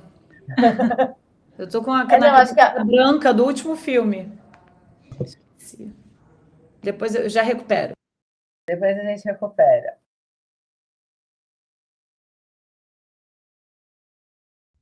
Aqui a gente segue para o quarto de casal. Eu acho que pelo menos uma coisa que me marcou bastante nesse cenário foi essa penteadeira lindíssima, que a gente acabou construindo, e todo esse mundo Eunice que o quarto traz para a gente. Alguém quer acrescentar alguma coisa? No roteiro tinha essa coisa que essa penteadeira acompanhava a Eunice por todo o período de vida dela. Então também teve essa. No final a gente não achou nenhuma penteadeira de fato que Carlos gostasse. Mas eu acho que tinha essa coisa que esse espelho ia quebrar, que no final não quebrou, né? Pra mostrar essa vivência, que para São Paulo esse espelho chegaria quebrado, então que também faria sentido a gente construir, porque a gente teria que ir deteriorando essa penteadeira, que ela contaria uma história junto com a história da Eunice de vida, assim. Então ela era realmente um marco, e realmente o espelho tríptico é sempre maravilhoso, né? Em cena é uma coisa linda, tem esse print aí, eu acho que conta muito mesmo, assim. Você vê aquela cena de três maneiras diferentes, né? Em três ângulos, então é muito bonito mesmo. Fernanda Luz. Ela, Gente, continuista? só uma pergunta, como é que a gente tá do slide? Só porque a gente tá indo devagar, né? A gente Pois é, tá amiga, se eu tô pensando deliciando. nisso. Acho que falta muita coisa. Não sei se a gente fica só na casa, porque não sei se vai conseguir entrar, não. É, porque tá tão delicioso, né? A gente quiserem, tá nos detalhes, mas eu tô olhando, o tempo passa e a gente tem essa questão que tem outra mesa Eu que também já começa olhei logo em várias vezes o seguida. tempo. Aqui a gente tem Ah, mas algumas tá tão referências bom. de Coisa época. essa conversa. Acabei não ouvindo. Não, só que tá bom, bora seguir. Aqui é o quarto das meninas. Eu acho que foi bem divertido essa montagem, assim, de trazer esse mundo adolescente também, que, diferente do restante da casa, as referências internacionais que a gente mais usou foram aqui dentro, né? Tanto de consumo das meninas, quanto de referências estéticas. Toda a casa é muito brasileira, assim, mas o quarto das meninas é um recorte.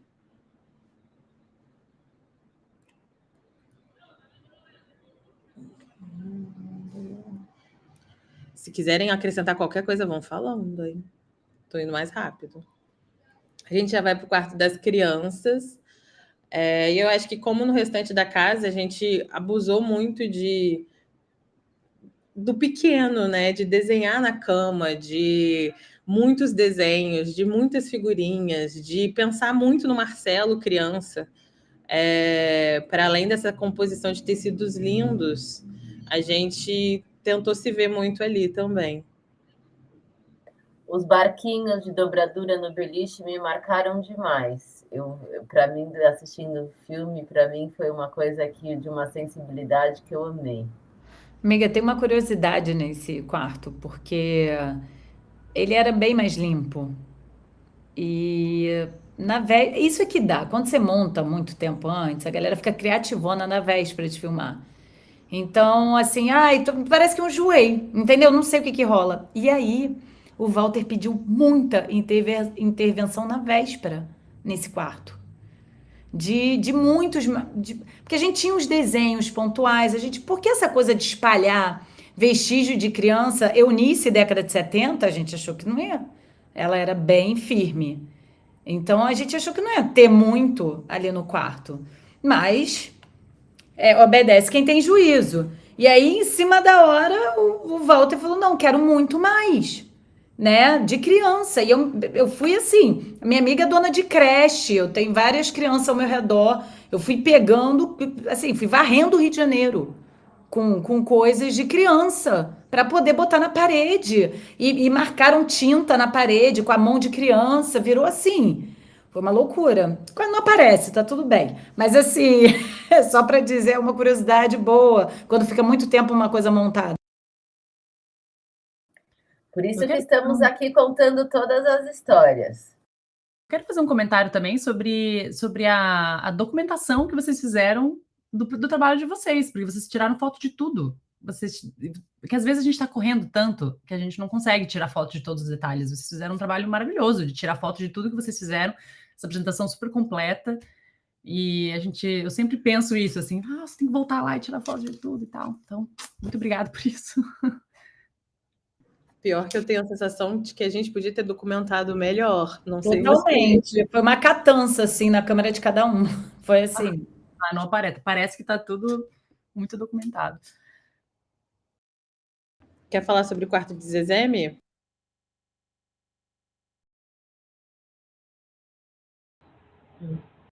Eu acho que a gente começa o esvaziamento completo da casa. É isso, eu acho a parte mais tocante do filme, essa casa vazia, depois de toda essa vida e camada que a gente acabou construindo. Sei lá, acho que ver a casa dessa forma é destruidor. É realmente entender que a partir dali nada é o mesmo.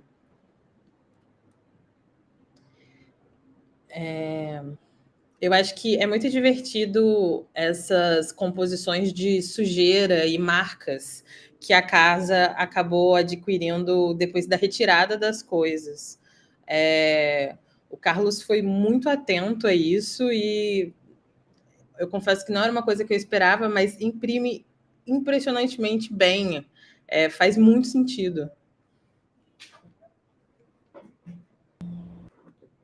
Alguém quer falar alguma coisa? É lindo essas marcas de quadros da cama, dos móveis na parede. Eu sempre achei isso muito lindo. Os vestígios de uma vida, né? Que você pode retirar, você retira e as coisas mudam, mas elas ficam presas. Eu achei que ele estava exagerando, eu confesso. Eu me lembro que ele ficou com um pintor de arte lá, assim, trabalhando nesses quadrados dos quadros. E aí eu fui me mudar e estava tudo marcado na parede porque entrava sol. Exato. Então ele tem Beijo para pintura de arte. Viva a pintura de arte, viva o menino Paulinho, que também é pagodeiro maravilhoso.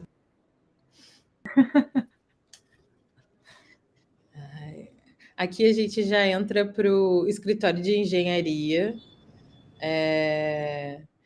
que foi um cenário com muita camada, assim, da gente alugar pessoas próximas a gente para repetir cálculo à mão. Foi uma aventura. Amandita, acha que vamos parar no escritório de engenharia para você? Quanto tempo antes você, para a pergunta, para as coisas, você encerra quanto tempo antes a fala da apresentação? Olha, eu acho que a gente pode ir mais uns 10, 15 minutinhos, e daí a gente faz os 15 minutos finais de pergunta, porque a gente está fazendo as perguntas ao longo da apresentação, né, também. Então, acho que a gente pode ir mais uns 15 minutinhos e daí a gente dá uma olhada em perguntas. Gente, quem tiver perguntas, eu vi que tem algumas já no chat, mas vai mandando que a gente passa por lá daqui a pouco. Mas vamos ver o máximo que a gente consegue ver dessa apresentação maravilhosa. Quero fazer uma live de 5 horas, não vou desligar. O escritório de engenharia, eu vou só falar 10 segundos, porque realmente eu sou uma apaixonada. E o que a Rê falou, aquilo que acompanha a gente, eu achei tão lindo o que a Renata falou, que tô anotando, porque elas me dão muita aula. Essa coisa de o quanto do outro fica quando você acessa, né? Para entregar para o personagem depois. Mas eu fui na faculdade da UFRJ pesquisar nos arquivos universitários, e isso é tão importante, arquivo universitário, pesquisa, universidade pública, porque lá na UFRJ tinha os arquivos de cálculo e a gente foi pesquisando esses cálculos como se davam na época. Que era um escritório de engenharia de cálculo casado, a gente colocou casado com arquitetura, porque muitos eram, e a arquitetura ela traz outras bossas, outras informações que interessam, vão entregar mais interessância para um escritório só de cálculo. E claramente isso era casado num escritório como o do Rubens. Mas assim, e aí esses arquivos, tem umas fotos gigantes ali, tem uma foto de canto, que tem uma foto gigante lá no fundo de uma obra. Só sei que assim, as fotos todas que foram desse arquivo de obras, né, da década de 70. Acho que não aparece um pouquinho aqui no fundo nessa foto de baixo. Tá vendo aqui em cima aqui dessa divisória tem fotos enormes. E aí foi no arquivo, assim como os materiais das maquetes que fizeram eram materiais de maquetes da época. A Lívia também fez uma pesquisa linda de mostruários, a Lívia Cortes também de mostruários de cobogó, de acabamentos do período que a gente coloca. Essa mapoteca foi restaurada, os móveis modernistas. É um escritório que é isso, é um escritório que a gente morria de medo, porque antecipou Mas o arquivo entregou muito da universidade, né? Essa importância da essa importância da pesquisa, essa importância desse tempo. Não havia um documento, não havia um papel nesse escritório de engenharia que não falasse sobre isso. Um papel. Assim, eram contratos de época fizeram, eram cálculos, eram vários documentos que haveriam nesse escritório de engenharia. Eu me lembro que a gente foi desmontar, e a Michele e o Walter Salles falou para a gente eu queria agradecer, porque esse escritório de engenharia é uma dessas experiências inesquecíveis que só o cinema pode entregar. Então, acho que é um escritório realmente que foi. Não, trouxeram uma consultora na hora de filmar, e não serve pouco, né? Assim, e no final ela não mexeu, porque a gente foi trazendo personagens das nossas vidas para compor, tanto o arquivista, quanto engenheiros, quanto. E a gente contratou pessoas. Ela reproduziu o papel, Renato xerocou, fez várias coisas para a gente ter o bloco de cálculo e as pessoas iam copiando os cálculos dos arquivos, né? Claro, é um luxo, é grana. Todo mundo quer ter grana para fazer um bom filme. Acho que assim, temos aqui provas que excelentes filmes de baixo orçamento também são criativos, também são assim, mas é isso, se entregar esses luxos em que tudo era impressão, Carla Mendes arrasando, tudo era impressão nas plantas, mas as plantas que estavam nas ai, meu Deus, nas Pranchetas. eram feitas, desenhadas, para ser desenhada, para ter lapiseira. Então é uma loucura. A gente tem uma. Tô vendo aqui a revista Módulo, que você, né, Paloma, conseguiu um bolo de revista Módulo. E eu, se não me engano, essa revista era do Oscar Niemeyer, que foi censurada na ditadura, inclusive. E a gente usou várias imagens, porque essa revista era um bafo. Usamos várias imagens também dessas revistas e fizemos quadros para o escritório de arquitetura, lembra? Acabei de lembrar quando eu vi ela aí em cima, nem lembrava. E também, eu indo atrás de professor de engenharia, encontrei um cara que foi estagiário do Rubens no escritório de engenharia dele.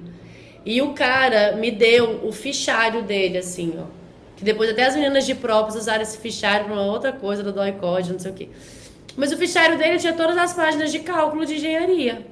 A gente também xerocou, aí a designer botou a logo do escritório de engenharia do Rubens Paiva, mas ele tinha um monte de coisa. E ele, assim, me emprestou pra gente, leva, nananã. Bloquinho dele de anotação, que virou o bloquinho do Rubens, que virou o caderninho do Baby. Mas ele era um cara que guardava um monte de coisa e foi meio por acaso, assim.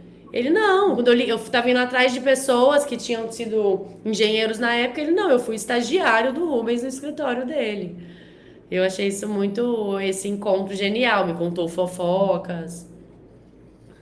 Eu acho que é maravilhoso, muito lindo ouvir isso. Mas é isso, né? Como a Paloma disse, nem sempre é um privilégio, um luxo vocês terem feito isso. Acho que é um sonho de toda a equipe poder fazer isso, né? Mas a realidade é que nem sempre a gente consegue, várias vezes, né? A gente tenta ao máximo ter as coisas dentro do tema, mas para fazer volume acabam entrando outras coisas também, de assuntos paralelos, de outros assuntos, mas que acho que o sonho de toda a equipe é poder fazer isso, poder fazer esse mergulho, fazer essa pesquisa, né? Porque a gente tem que entrar e viver a história e todos esses sinais de vida terem. É realmente emocionante ouvir que vocês fizeram, e tá aí o resultado. É muito maravilhoso, assim. Estou embasbacada aqui. Maravilhoso. Muito feliz de estar tendo essa conversa com vocês. Eu também, eu digo mesmo. Muito obrigada por vocês se disponibilizarem e mostrarem toda essa apresentação, todo esse processo de pesquisa e enfim, dividirem essa experiência com a gente. Muito legal. Vocês querem parar no escritório ou querem continuar? Vamos dar uma olhada se tem nas perguntas? Vamos mais um pouquinho. Quer falar sobre o doicode, Mi?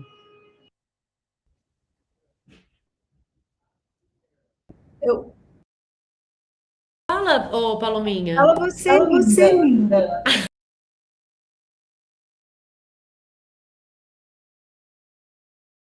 Muito limpo, né? Sem muita informação, então era isso. No começo a gente começou a pesquisar que mesa seria essa, que cadeira, e no final era do tipo, a gente acabou construindo essa mesa, porque era uma coisa sem mínima informação. Na verdade, ela não dava informação nenhuma, não falava de época, que época, não falava nada. Era uma coisa que era pra. Outras coisas eram pra imprimir ali. O cenário era pra se apagar, né? Me corrige, Paloma. Não, tem toda a razão, porque o vestígio era o sangue, né? Assim, se for pensar na força de um vestígio, é o sangue que ela vê no chão, seco. E o álbum. Assim, esse álbum é um trabalho de props infinito, né? O Carlos vai mandar para a Cinemateca de Paris. Esse álbum é assim, sei lá. E foi um álbum, uma feitura de meses, e era fotografia, a fotografia dos figurantes, e nunca estava bom, e voltava, porque é um elemento histórico, político de um país fundamental.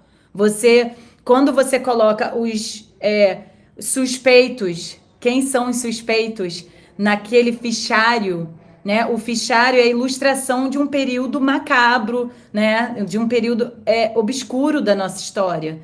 Então não é só um fichário com fotos, com retratos, né? Ele é simplesmente a prova viva de tudo que ocorreu, de uma maneira muito, muito singela ao mesmo tempo, porque o que eu acho que diferencia o filme do Walter sobre ditadura é que você entrou dentro da casa da família. Você entrou no imaginário dos filhos que não tem mais o pai. Você entrou no luto dessa mulher que ficou sem aquele marido e aquela dinâmica familiar, aquela dinâmica que era tão pulsante, e tudo que vai se esvaziando com a saída dele. Eu acho que isso foi o lance desse filme, né? Eu acho que esse filme tem um fenômeno parecido com Paulo Gustavo, porque você tinha cinemas na Barra da Tijuca, que é um bairro do Bolsonaro, enfim, mas lotado, né? Só porque é um ícone. Os cinemas estavam todos lotados para ver esse filme, né? Todos, no Metropolitano, Curicica, Barra da Tijuca. Por quê? Não só, claro, a Fernanda Torres é uma figura popular, ela é uma atriz também de comédia. É claro que isso traz muito, mas porque ele era familiar. Essas pessoas estavam todas chorando no cinema. Porque você deu uma perspectiva familiar para a história da ditadura, enquanto cinema. Porque você não retratou o fronte o tempo todo. Então, a gente tem uma lente que está acostumada a olhar quem lutou, quem sofreu. Você não tem uma cena de tortura nesse filme. E eu conversei com outras pessoas que falam, não, mas tem sim. Não, não tem. Você tem tortura psicológica, mas você não tem a cena. Mas é tão violento. O corredor vazio, os gritos que ela escuta, o sangue que ela vê, o tempo que ela fica na cela e depois o retorno dela, e ela vê que o álbum aumenta. E ela tá no álbum. A filha dela tá no álbum. Isso é uma demarcação narrativa muito importante. O cenário tá a favor da história. O fichário é que tá contando pra gente, né? Então, enfim, é só uma observação mesmo, porque eu acho que é uma cena muito importante, né? De uma responsabilidade, né? Esse props impressionante. E você tem toda. Fiquei pensando, né? Os filmes normalmente que eu assisto de ditadura das coisas me dá muita raiva, fico muito brava. E assistindo Ainda Estou Aqui, eu que sou mãe recente de um bebê de 11 meses, eu chorei, eu olhava para Fernanda Torres e a coisa da maternidade, como lidar com aqueles filhos, não sei o que lá, e eu chorava copiosamente numa tristeza, assim, muito apegada à minha maternidade, de olhar o meu filho, sabe? Foi realmente num outro lugar, assim. Até me emociono, vou até fechar meu microfone, vamos seguir. Sim, eu tenho 2 comentários sobre isso. Um deles é isso que você falou sobre o cenário desaparecer em volta dela. Isso também tem um simbolismo gigantesco, né? Porque você imaginar uma pessoa sendo interrogada por uma coisa assim, um momento de muita tensão, o que a pessoa realmente prestaria atenção, né? Como se a gente estivesse dentro da cabeça dela, né? Será que ela ia ter noção qual o espaço que ela tá? Não, o que ela tá vendo na frente dela tem uma mesa, tem um fichário, tem uma pessoa, tem um vulto do lado dela, tem o medo de você não sabe o que está acontecendo em volta, né? Esse escuro em volta é muito simbólico nessa cena. E isso que você falou sobre a tortura também, eu gosto muito aquele filme que saiu uns anos atrás, do Zona de Interesse, que a gente ouve muito, momento nenhum a gente entra dentro do campo de concentração, a gente ouve o campo de concentração, a gente ouve o que está acontecendo do outro lado daquele muro, e é a mesma coisa nesse filme, a gente ouve a tortura, a gente não vê a tortura. Então, e isso é você imaginar a experiência desse personagem dentro daquela situação, né, porque ela tá ouvindo, né, o que está acontecendo na volta dela, e o quanto ela teria percepção realmente do que está acontecendo do lado de fora daqueles espaços, ou até dentro dessa sala de interrogação, o medo que ela estava sentindo, será que ela realmente teria noção do tamanho desse espaço? Ou, enfim, isso também é bem claro, assim, enfim, trouxe bastante essa emoção, esse sentimento para a gente.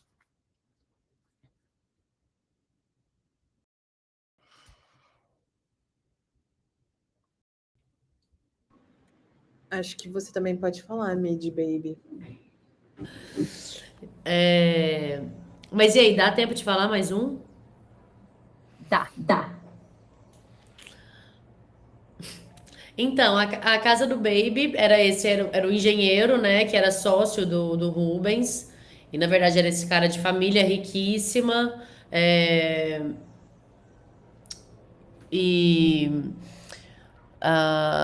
enfim, não sei, a gente fez, na verdade, assim, a gente montou essa sala inteira, parecia um micro pedaço, porque no final, eu acho que tem uma coisa, assim, que era muito legal do Carlos, né, que eu acho que é legal falar, que ele tava o tempo todo pensando na cena, o tempo todo lendo cena.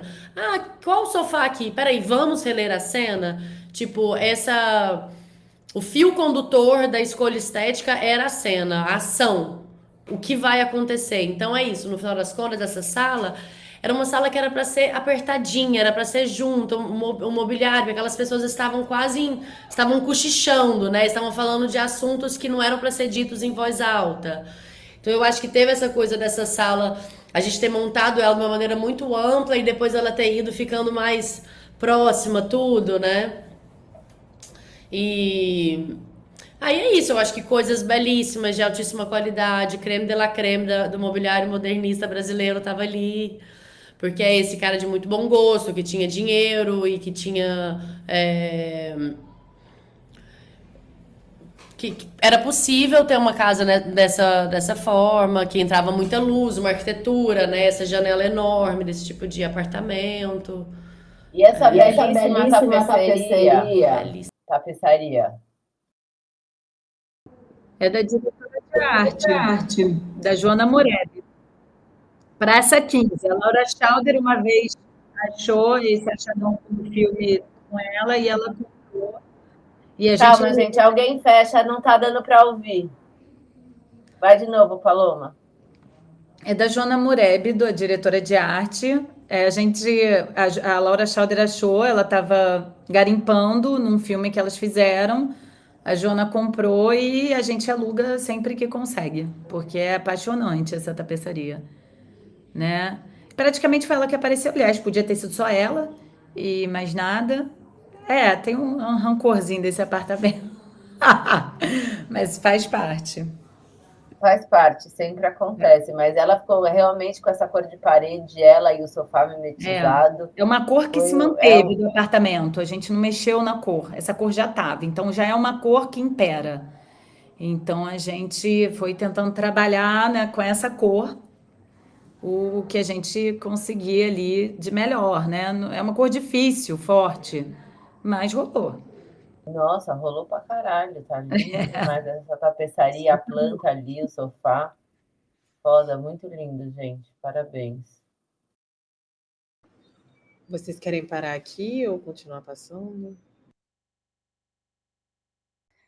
que a gente tem mais? Vamos ver. Cara, a gente tem argumento, tem praia, tem bar, tem Vai Banco, passando, Rê. próximo. Vamos dar uma passada. Ó, a gente tem 15 minutos. Vamos dar mais um. A gente tem banco. A riqueza de detalhe aqui é absurda, né? A gente fez trocentos talões de cheque, um monte de cartão de boleto. Foi incrível. Um material gráfico absurdo. Renatinha achou no Mercado Livre. O Mercado Livre não tem mais material da década de 70, tá? A gente esgotou. Por tudo. Compraram tudo. Não, e é muito rico essa coisa Você era o Bamerindos, né, Rê? Era. É muito rico você poder usar o que existiu. Quando o jurídico libera, você traz o espectador com você. É muito rápida essa captura. A lata do Todd, tudo que você pode manipular com identificação de espectador. Hoje em dia, gente, eu fiz um negócio de bicho agora. Ai, meu Deus, vai lançar. Desculpa aí, não é nada demais. Assistam e tal. Mas assim, é tudo, assim, time de futebol do Rio de Janeiro e escola de samba, tudo inventado. Na boa. Eu tenho um rancor muito grande disso, Completamente. porque você compra um personagem muito se você sabe que ele fuma Camel e ele toma Skol. Você saca quem ele é. Se ele fuma um cigarro que você nunca viu na vida e uma cerveja que você nunca viu na vida. O cara tá com uma blusa do Flamengo, ele tá com uma blusa do Unidos da Penha, sei lá. Sim, tem uma diferença enorme, né? Assim, então é uma pena, é uma pena. O jurídico é um entrave gigantesco hoje em dia.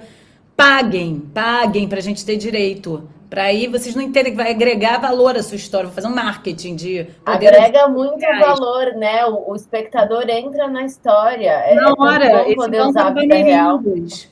Na hora, a nossa condição era não, você não podia alterar nada, adulterar nada que fosse, que já existisse. Então era reprodução, reprodução, reprodução. Perfeito. Vou continuando. Temos aeroporto. Eu acho que isso representa. Isso é mais props também. Elas montaram lindamente as malas. Sim, nada a declarar além de perfeição. Livraria Argumento. Ai, gente, eu morri com essa livraria. Tá belíssima. As cores. Foi aqui que você achou essas belas revistas, não foi, Michele? Achei no Twitter, gente, alguém disponibilizou um drive com todas essas revistas de cinema, coleção inteira, assim, sei lá, na década, tava, sei lá, na década de 60, 70, 80, eu escolhi, sei lá, 2 anos e a gente fez, sabe? Não, A pessoa disponibilizou a revista inteira, capa e conteúdo no Twitter.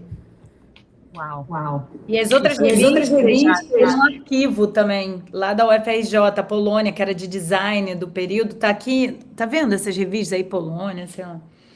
A gente contratou um pesquisador, a gente tinha 200 livros da época, em que a gente queria muita literatura brasileira, política, sociologia, tudo que forma pensamento no escritório do Rubens, era o que Argumento tinha, porque o dono da Argumento, né, Gaspar, ele era amigo do Rubens, ele era desse ciclo intelectual. Então, essa estantinha, eram 2 estantes que apareciam. Mas assim, vocês imaginem selecionar 100 livros e sair reproduzindo as capas, atualizar as capas todas, comprar conteúdos e encapar 280. Porque numa livraria não se tem um. Né? Então é tudo muito rápido. Aí a gente tentou pegar ícones da cultura, capas de filme, pôsteres de capas de livro que estavam lançando, Ziraldo, pôster. É isso, tudo que significa cultura, política, dentro dessa linha progressista do período, a gente tentava estampar em todos os lugares.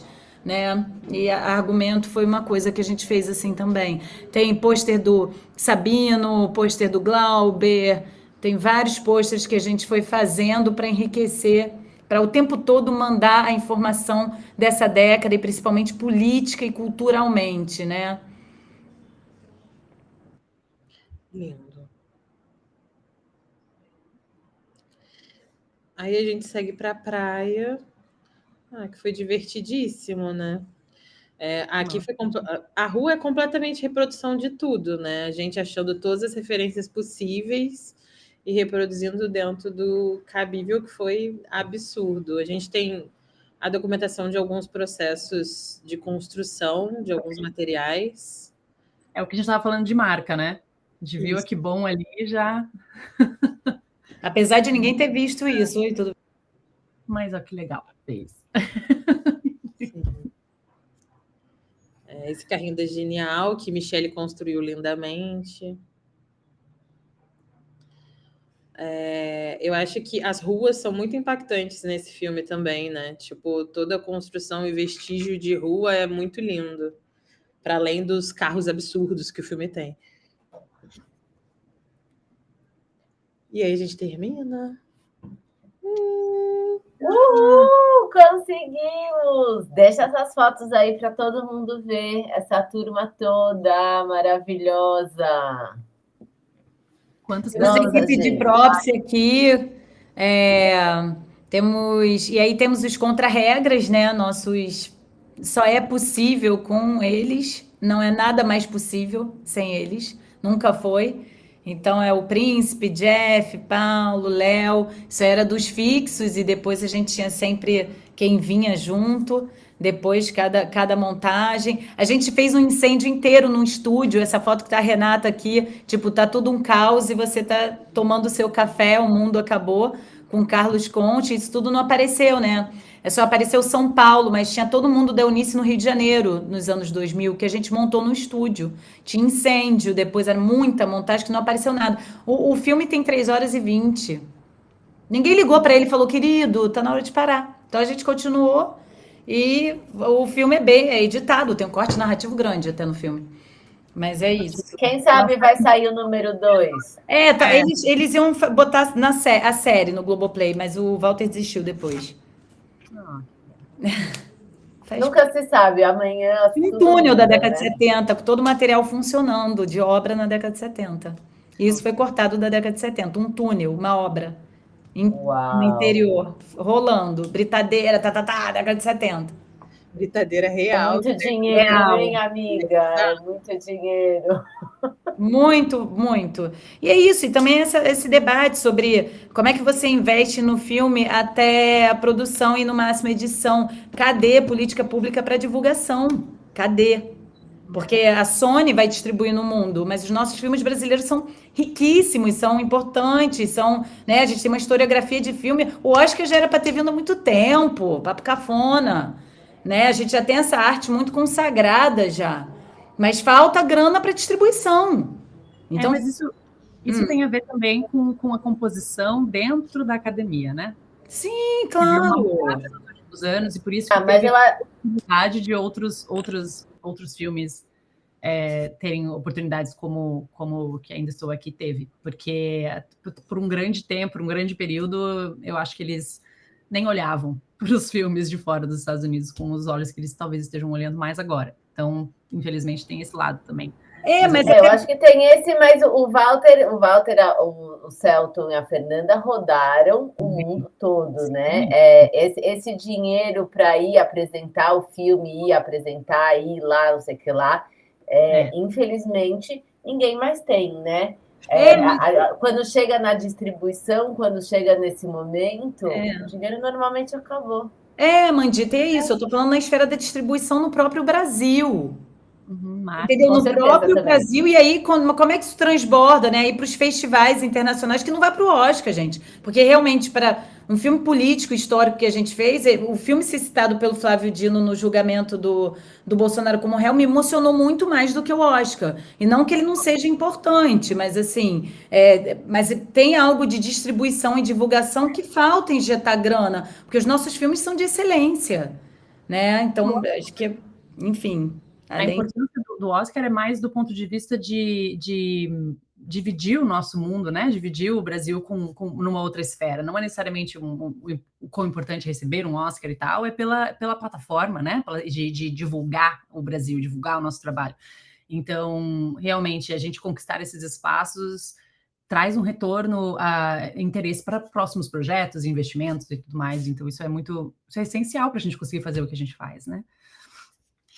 Eu vou puxar uma pergunta do chat aqui, que a gente falou um pouquinho, mas quem sabe a gente pode falar rapidinho. É uma pergunta sobre os livros e posters também tem que ter autorização. A gente falou sobre as obras de arte.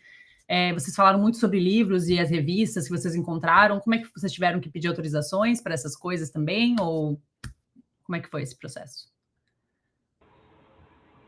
Os livros da biblioteca não precisou de autorização. Não fiz nenhuma lista dos livros e dei lá para a produção. Porque não aparece, né? Não aparece, mas é para o autor ver, né?